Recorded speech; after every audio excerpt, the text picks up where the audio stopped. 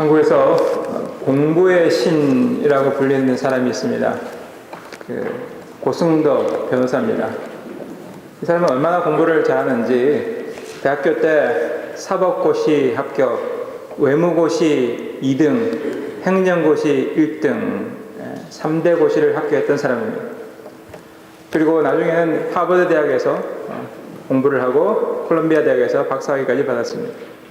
아주 공부라면은 아주 그냥 한국에서도 내노라는 인물입니다. 이분이 부모님에게 큰절을 했습니다. 큰절을 했는데 이유가 있어요. 똑똑한 머리를 물려줘서 감사해서 큰절한 게 아니고 사실은 변변찮은 외모를 물려줘서 감사합니다라고 절했습니다. 혹시 외모가 변변찮은 분들 부모님께 감사하시기 바랍니다. 이분이 그래요. 외모가 변변찮아서 나는 공부밖에 할 게 없었대. 그러면서 이분이 이야기합니다. 고시 공부를 1년간 해서 합격한 비결이 뭐냐 하면서 첫째는 된다고 생각하는 확신이 있어야 되고 남보다 더 많은 노력을 했다라고 이야기합니다. 보통 고시에 합격하려고 그러면은 책이 50권을 봐야 되고 그 책 한 권 내 500페이지 그 책 한 5번 봐야지 합격한다는 얘기가 있는데 이분은 7번을 봤다고 그럽니다. 7번을 봤는데요. 그럼 계산해 보니까 한 17만 5천 페이지를 읽었다는 겁니다. 1년을 계산해 보니까 하루에 500페이지를 읽었다 이렇게 계산합니다. 여러분 그냥 책도 아니고 고시를 보는 책을 하루에 500페이지 읽었어요. 이건 말도 안 된다라고 생각할 수 있는데 그분이 이야기합니다. 그러나 목표에 확신이 있다면은 의심하지 않고 집중한다면은 가능하다 이렇게 얘기합니다. 자, 여러분 그러면서 이분이 인생사에 대해 조언을 합니다. 이런 조언을 하는데 이 조언을 들은 우리 학생들은 어떤 반응을 보일까요? 이야, 한번 나도 해보자. 도전해보면 나도 이렇게 될 수 있어 라고 하는 그런 동기부여 그런 학생도 있는 반면에 대부분 학생은 뭐라고요? 아이고 하루에 500페이지 어떻게 봐. 그냥 중압감에 부담감에 그냥 누릴 수 있어요. 그리고 성경은 우리에게 조언을 이야기하지 않습니다. 성경은 뉴스, 소식을 이야기해요. 오늘 성경은 우리에게 주님께서 오셨고 하나님 나라가 가까이 왔으니 회개하고 복음을 믿어라 라고 이야기합니다. 여러분 복음이 뭐냐? 그 뉴스입니다. 우리에게 좋은 소식이 뭐냐? 창세기 1장과 2장을 보면은 하나님께서 만드신 세상은 하나님 보시기에 좋았더라. 영어로는 good이라고 이야기합니다. 좋았다는 겁니다. 하나님 만드신 세상은 참 좋았고 모든 관계가 좋았습니다. 하나님과 인간과 관계도 좋았고 인간과 동식물들과 자연들과 관계도 좋았습니다.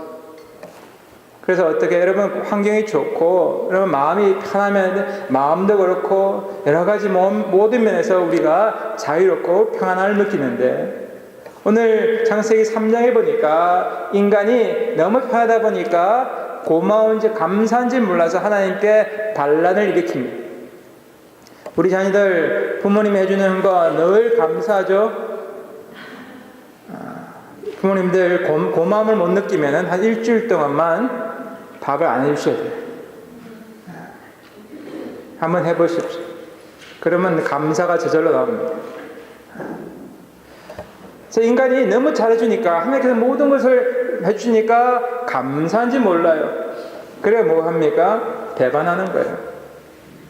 자기중심적으로 살아가는 겁니다. 내 인생의 주인은 내가 되겠다는 겁니다. 하나님 내 인생 건드리지 마십시오 그러는 거예요. 자기중심의 사람들 특징이 있어요. 그래서 모든 게요 내 기분이 좋은가, 남들이 나를 잘 대접하고 있냐, 내가 성공했냐 그러면서 모든 게 내 중심입니다. 이런 자기중심의 사람들은요 쉽게 삐칩니다. 아주 잘 삐쳐요. 우리 교회 용어로 뭐라고 하냐면요 시험 들었다 이렇게 아주 쉽게 시험 들어요. 엄마가요 아들하고 이야기하는데 아들이 이렇게 엄마 말을 잘 안 들어요. 이렇게 참 그러니까 엄마가 이제 막 잔소리를 막 하다가 마지막으로 이렇게 얘기해요. 넌 네 아빠랑 어쩜 그렇게 똑같아? 여러분 이거 칭찬입니까? 네 아빠랑 얼마나 그렇게 똑같아? 여러분 자기 중심으로 얘기하는 거예요. 자기 중심으로 이야기하는 사람의 결과가 바로 다툼이고 분쟁입니다. 관계가 무너지는 것입니다.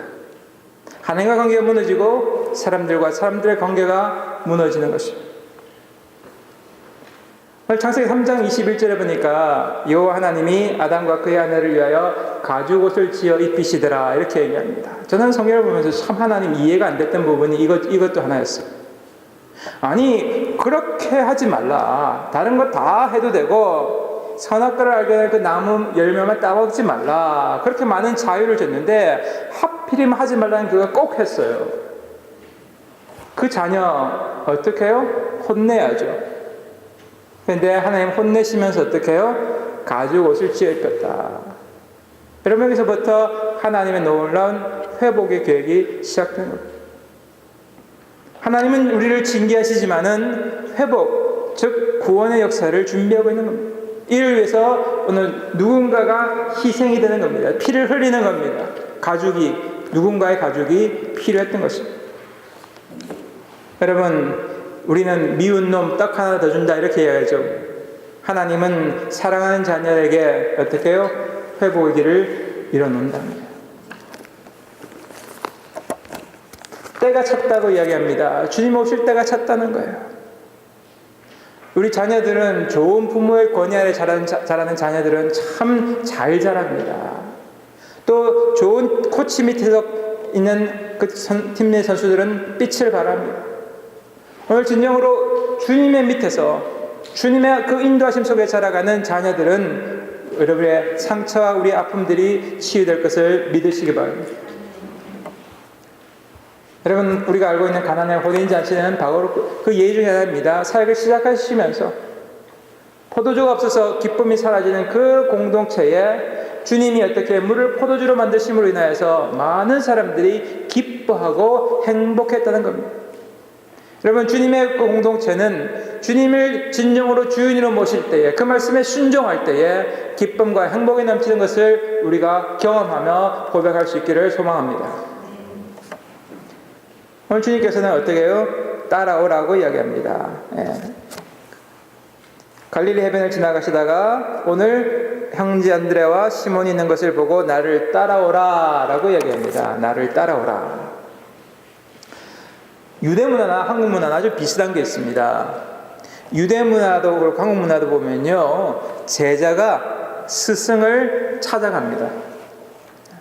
제자가 스승한테 가서 랍비한테 가가지고 내가 당신한테 배우기를 원합니다 라고 찾아가는 게 유대 문화나 한국 문화였어요. 그런데 예수님은 어떻게 해요?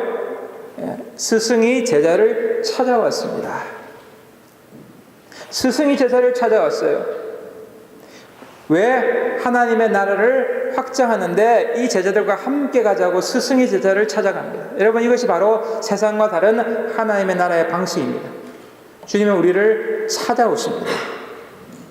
오늘 주님은 우리를 찾아오셔서 이 땅을 하나님의 나라를 만들어가는데 우리와 함께 걸어가자고 말씀하는 것입니다. 자, 그런데 여러분 오늘 말씀을 보니까 여기 말씀 16절에 뭐라고 그러냐, 갈릴리 해바의 해변을 지나가시다가 시몬과 그 형제 안드레가 바다에 그물 던지는 것을 보시니 그들은 어부라 이렇게 얘기합니다. 누가복음을 보면요 여기 벳세다라고 이야기합니다. 이곳에서 갈릴리 호수 근처에 있는데 여기서 첫 번째 제자를 부릅니다. 자, 여러분 그 당시 세상적으로 볼 때에 종교적으로 뛰어난 사람들, 그런 사람 다 예루살렘에 있었습니다.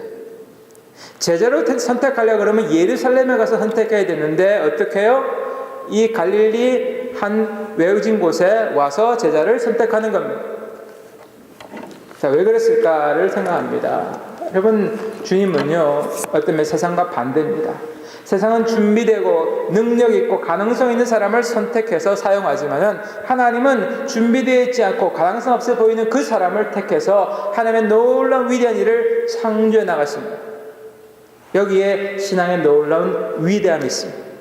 다 만들어지고 되어져 있는 사람이 아니라 가능성이 없고 연약해 보이지만 하나님은 그 사람을 들어서 하나님의 능력으로 만들어 가시는 것입니다. 오늘 보니까요, 이 제자들이 어떻게 해요? 곧 그물을 버려두고 따랐다라고 이야기합니다. 자, 여기 보니까 자기의 아버지 세베대 아들 요한과 이 야고보는 자기 아버지 함께 그물을 정리하고 있다가 아버지의 일꾼들을 버려놓고 따라가는 겁니다. 자, 그 당시에 아버지를 떠난다, 가족을 떠나서는 개인이 존재할 수 없었습니다. 우리 한국 문화도 그렇지만요, 가족 우선이에요. 우리 한국 문화는 공동체 우선입니다. 여기 서구 문화는 개인 중심입니다. 그러니까 그 당시에는 이 가족을 떠난다는 것은 참 어려운 이야기예요. 전통을 버린다는 건 어려운 얘기예요. 그래서 우리가 여러분 창세기 12장에 나오는 아브라함 사건을 볼 때에 아브라함이 어떻게 해요? 고향과 친척과 아비 집을 떠났다 하셨다. 떠났구나 라고 하는데요, 이게 그렇게 간단히 이야기해요. 내 가장 근본적인 생각과 가치관과 모든 것을 떠나보내는 겁니다. 여러분, 예수를 따라간다는 것은 내가 가지고 있는 생각과 가치관을 어떻게 해요? 주님 앞에 내려놓고 주님의 가치관과 주님의 생각과 주님의 말씀에 순종하여 걸어가는 것입니다. 여러분, 믿으십니까? 어떤 분들은요, 예수 믿는다고 그러면서 아주 예수님 말씀은 전혀 믿지 않는 분들이 있어요. 아주 예수님 말씀은 그냥 교회 와서 아멘은 잘하는데 집에 가서 하도 안 살아가요. 여러분, 예수님 따라가는 겁니까? 또 어떤 분은 너무 열심히 따라가요. 어느 정도 열심히 따라가냐 하면요, 집에 남편이 자녀가 굶든 말든 와서 어떻게 해요? 교회 일을 열심히 하는 분들이 있어요. 여러분, 이런 거 보면은 우리가 어떻게, 예수 믿는 것도 좀 적당히 해야지 이런 생각이 들어요. 자, 예수님 믿는 거 적당히 해야 됩니까? 아니면 이렇게 광신적으로 해야 됩니까? 성경에 더 중요한 걸 이야기합니다. 광신적으로 하는 것, 적당히 하는 것, 그것보다 더 중요한 것은 뭐냐? 오늘 진영으로 우리가 예수 믿는 것을 내 수단이냐 목적이냐는 것입니다. 자, 여러분, 예수님 왜 믿으십니까? 왜 교회 나오십니까? 할 때 어떤 분은요, 그렇게 얘기합니다. 내가 성공하기 위해서, 내가 건강하기 위해서, 내 일들이 잘 풀리기 위해서, 마음의 평안을 얻기 위해서 교회에 나온다, 예수 믿는다 그럽니다. 자, 그런 분들은요, 예수님을 믿는 것이 어떻게 해요? 수단입니다. 그래서 이렇게 얘기해요. 어떤 분들한테 물어보면 그래요. 목사님, 이번에 이 일만 잘 되면은 제가 교회 나가겠습니다. 내가 이번에 건강이 안 좋은데 이 건강이 아픈 거면 회복되면 내가 교회 나가겠습니다. 가정에 문제가 있는데 가정의 문제가 해결되면 평안해지면 교회 나가겠습니다. 그래서 기도 열심히 했어요. 제가 그런 줄 알았어요. 기도 열심히 했죠. 문제가 해결되었습니다. 교회 안 나오더라고요. 여러분, 왜 그렇습니까? 예수님을 믿는 것을 목적이 아니라 수단으로 봤다는 거예요. 오늘 예수님 믿는 것, 여러분, 제일 우선이라는 거예요. 무엇보다도 예수님을 믿는 것이 우선이라는 거예요. 여기서 바로 무리와 제자의 차이예요. 무리, 크라우드, 군중. 여러분, 예수님을 따라가는 문제들은 자신의 배고픔이 낫고 자신의 병이 낫고 자신의 말씀 듣고 은혜 받기 위해서 따랐습니다. 그래서 자신의 필요가 채워졌을 때 떠나는 것을 봅니다. 그러나 그 무리 중에서 어떻게 해요? 일부는 제자가 되었습니다. 그 제자들은 목적을 쫓아서 예수님을 따라갑니다. 여러분, 오늘 똑같이 예배를 드리지만은 나는 진정으로 무리인가 제자인가 여러분 보시거라. 내 필요를 따라서 예수님을 믿는가, 아니면 진정으로 예수님이 나의 목적이며 나의 삶에 가장 필요한 주인님을 따라서 예수님을 따라 믿는가, 여러분 결단하시기 바랍니다. 오늘 뭐라고 얘기합니까? 마가복음 1장 17절 한번 읽어보겠습니다. 마가복음 1장 17절입니다. 시작.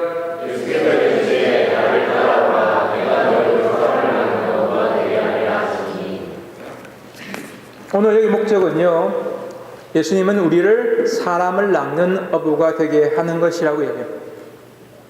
사람을 낚는 어부, 여러분, 어부가 되는 것도 기술이 필요합니다. 제가 나가서 낚시를 해봤는데요. 저는 어부가 될 능력이 없더라고요. 그래서 저는 어부를 안 부르신지 모르겠어요. 사람을 낚는 건 몰라도요. 고기 낚는 거는 안 부르셨어요. 저는 가서 어떻게 해요? 사람이 낚아주면 뭐 하는 거? 먹는 데는 은사가 있어요. 여러분, 낚는데도 기술이 필요해요. 오늘 근데 주님 뭐라고 해요? 내가 사람을 낚는 어부가 되게 만들어 가시다고. 이 말씀을 들을 때 여러분, 이 마가복음을 보면은 베드로와 안드레가 즉시 따랑 같이 나오는데요. 누가복음을 보면 그렇지 않아요. 여기 이어지는 말씀을 보면은요, 베드로의 장모가 열병에 걸려서 죽게 되어 가는데 예수님이 가서 이 병을 치유해 줬어요. 그럼 바로 따라야 되는데 따르지 않았어요. 나중에 보니까 예수님께서 이 바닷가에서 그물 깃고 있는 그 베드로의 배에 올라서 말씀을 전합니다. 그런데도 이 베드로의 마음에는 예수님을 따라가겠다는 그런 마음이 아직 있지 않습니다. 그날 어떻게 되냐 보니까요, 그 베드로가 그 전날 밤에 밤새도록 그물을 던져서 고기를 잡았는데 한 마리도 잡지 못했습니다. 예수님께서 이야기합니다. 내가 깊은 곳에 가서 그물을 던져라, 그렇게 했어요.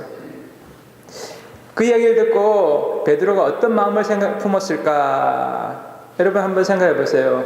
베드로는 갈릴리에서 자라서 거기에서 평생 어부로 자랐던 어업의 전문가입니다. 예수님은 목수입니다. 한마디로 아무것도 모르는 초보자입니다. 초보자가 여러분 전문가한테 당신이 이렇게 하십시오 라고 했을 때 그 말씀 순종하시겠습니까? 목수인 예수님이 어부인 베드로 보고 깊은 곳에 가서 그물을 던져라 그랬을 때 순종하고 싶겠습니까? 안 그랬을 거예요. 자존심이 있지. 그리고 그날 밤에 어떻게 해요? 가서 던져볼 만한 곳에는 다 던져봤다는 겁니다. 그런데 어떻게 해요? 한 마리도 못 잡았어요. 자, 그런데 오늘 어떻게 합니까? 베드로가 어떻게 해요? 이렇게 이야기합니다. 선생님, 저희가 밤새도록 애썼지만 아무것도 받지 못했습니다. 그러나 선생님의 말씀대로 제가 그물을 내려보겠습니다. 여러분, 신앙은 여기입니다. 주님, 내가 현실 속에서 이런 어려움들이 있고 현실의 벽을 경험했습니다. 그 현실의 벽이 너무 높아서 예수님을 진정으로 믿겠다고 따르겠다고 마음에 확신이 오지 않지만은 그러나 주님 말씀하시면은 내가 어떻게 해요? 순종해 보겠습니다. 완전하게 내가 100% 확신 없을지라도 어떻게 해요? 순종해 보겠습니다. 여러분, 그렇게 예수님의 권세에 순종했지만 오늘 놀라운 사건이 벌어진 것입니다. 여러분, 이것을 무엇을 우리에게 의미합니까? 여러분, 예수님 믿는 것은 우리의 편견과 우리의 우상과 우리의 고집과 자존심을 어떻게 해요? 내려놓는 것입니다. 내 고집이 있지. 내가 이만큼 살았는데 내 자존심이 있지. 여러분, 주님 앞에서는 이 자존심 내려놓으시기를 축원합니다. 베드로가 이것을 보고 어떻게 해요? 예수님 무릎 앞에 엎드려 이야기합니다. 주님, 제게서 떠나십시오. 저는 죄인입니다. 베드로가 본 겁니다. 예수님이 누군지를 깨닫고 내 자신이 누군지를 깨달은 겁니다. 여러분, 이거 신앙의 출발입니다. 우리가 예수님 앞에 엎드릴 때 예수님은 어떤 분인지를 깨닫고 내 자신의 존재를 깨달을 때 여러분과 제 믿음의 시작은 시작되고 있는 것입니다. 그때 주님 말씀하시죠. 두려워하지 마라. 이제 너희는 사람을 낚을 것이다. 여러분, 사람을 낚는 것은요, 다른 사람을 전도하는 것은 이 경험을 하지 않고는 시작할 수 없습니다. 주님이 누구신지를 내가 깨닫고 내가 죄인인 것을 깨닫는 사람만이 여러분 다른 사람에게 예수 그리스도를 전할 수 있게 되는 것입니다. 오늘 말씀을 이어지는 1장 21절부터 보면요, 이런 이야기가 나옵니다. 그들이 그 가버나움에 들어가시니 예수께서 곧 안식일에 회당에 들어가심에 가르치심에 뭇사람이 그의 교훈에 논란이 이는 그가 가르치신 것이 권위 있는 자와 같고 서기관들과 같이 아니함일러라, 이렇게 얘기합니다. 여기에서 예수님께서 그 가르치는 것이 놀라워서 권위 있었다고 이야기합니다. 권위, 영어로는 authority라고 이야기하죠. authority. authority는 A-U-T-H-O-R 하고 같은 어원입니다. author. 그래서 어떻게 해요?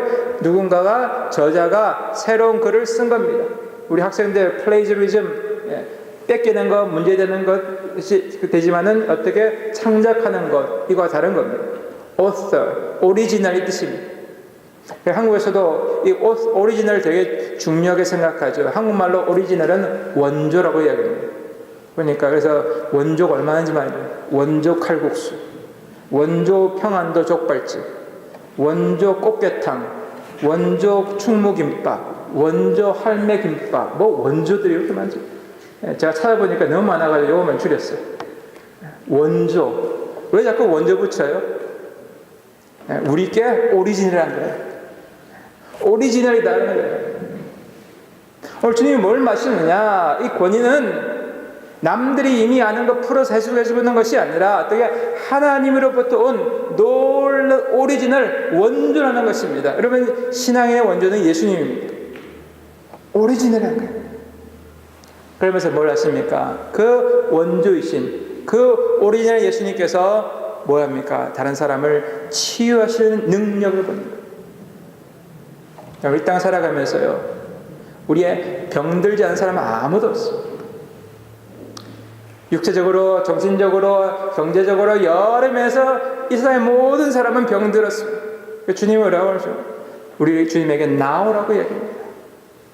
주님을 찾으라고 이야기합니다. 오늘 주님께 나아가는 사람, 주님께 무릎 꿇는 사람, 기도한 사람, 주님의 치유하심을 구하는 사람, 모든 사람 주님 치유하시기를 원한다고 말씀하는 것입니다.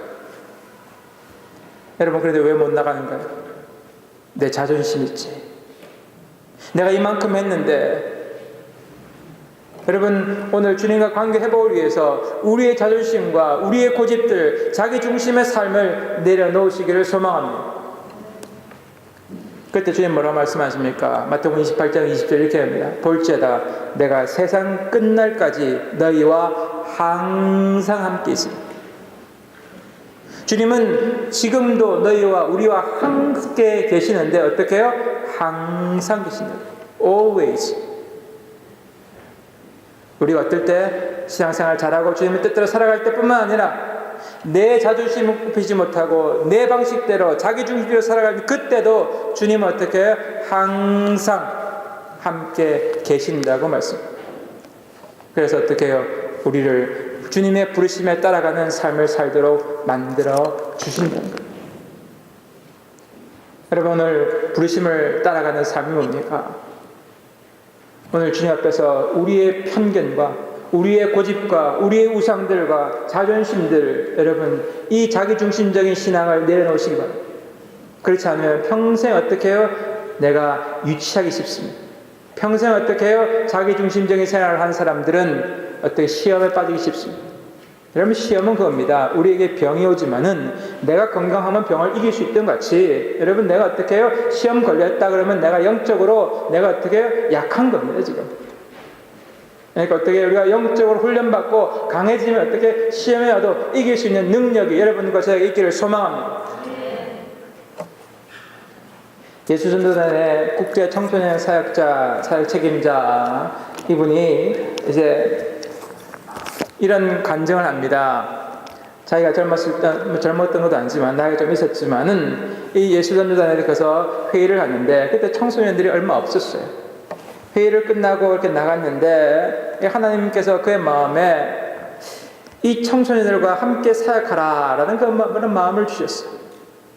근데 이분이 그런 마음을 가지고 갔는데 또 보니까 참 자기가 나이가 좀 있어요. 그러니까 하나님께 이렇게 질문합니다. 하나님, 제가 나이가 몇인데 아이들과 사역을 합니까? 하나님, 생각해보세요. 제가 나이가 몇 살이죠? 못하겠습니다. 그래서 그때 하나님께서 이렇게 대답하셨어요. 나는 나이가 몇인데 너하고 사역하냐? 여러분, 하나님은 나이가 몇 살인데 여러분과 저하고 지금 뭐 하고 계셔요? 사역하고 계셔요. 여러분, 하나님이 먼저 자존심 다 내려오신, 하나님 자기 고집 다 내려오신 것, 왜 십자가 예수님께서 오신 것, 하늘로부터 내려오신 것은 자기 중심이 아니라 자기를 버리시고 우리를 구원하시기 위하여 모든 것을 내려놓고 오신 겁니다. 오늘 여러분 하나님께서 소중히 여기는 그 일을 소중히 여기시기 바랍니다. 아무리 가치 없는 일이라 보여도 사람들이 가치 없다고 이야기할지라도 하나님 보실 때 그 소중한 일이라면 그 일을 순종하시기 바랍니다. 그럴 때 여러분 나머지는 하나님께서 해결하십니다. 여러분과 저의 그 문제들 하나님께서 하나하나 해결하시고 인도하신다고 약속하는 것입니다. 여러분 베드로는 그의 인생 속에서 이 수많은 실패 속에서도 하나님의 인도하심을 통하여 그의 연약함을 넘어서 수많은 사람들을 하나님 앞으로 인도하는 사람이 되었습니다. 오늘 여러분과 저를 주님이 부르셨습니다. 우리가 있는 곳에서 주의 말씀에 순종하여 그 부르심을 따라 살아가는 삶을 살 때에 오늘 여러분과 저를 통하여 이 땅에서 주님의 치유하심을 원하는, 주님을 만나기를 원하는 사람들을 주께서 만나시고 치유하시고 회복할 것을 믿습니다. 기도하시겠습니다.